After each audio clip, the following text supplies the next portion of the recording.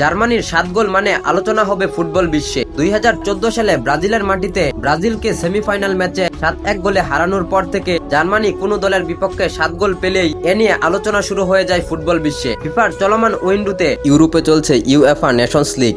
UEFA Nations লিগের C গ্রুপের ম্যাচে বসনিয়া হার্জেগোভিনার বিপক্ষে চমৎকার এক জয় পেয়েছে জার্মানি। নেশনস লিগের ম্যাচটিতে জার্মানি প্রতিপক্ষ বসনিয়াকে 7-0 গোলে বিধ্বস্ত করেছে। নিজেদের মাটিতে বসনিয়ার বিপক্ষে জার্মানদের গোল উৎসবটা শুরু হয় ম্যাচের দ্বিতীয় মিনিটে জামাল মুসিয়ালার হাত ধরে। পুরো ম্যাচে 73% বল দখলে রাখা জার্মানরা প্রতিপক্ষের গোলবারে শট নিয়েছে 20টি, যার 13টিই ছিল লক্ষ্যে। জামাল মুসিয়ালার গোলে এগিয়ে যাওয়া জার্মানির দ্বিতীয় গোলটি আসে ম্যাচের 23তম মিনিটে। এরপর প্রথমার্ধে কাই হাভার্টসের গোলে 3-0 গোলে এগিয়ে থেকে খেলা শেষ করে জার্মানি। ম্যাচের দ্বিতীয় অর্ধের শুরুতেই 50 ও 55তম মিনিটে পরপর দুটা গোলের দেখা পায় উইন্ডস। এরপর 66 ও 79তম মিনিটে আরো দুটা গোল করে জার্মানরা। এরই মধ্য দিয়ে 7-0 গোলের বিশাল জয় নিশ্চিত হয় জার্মানির।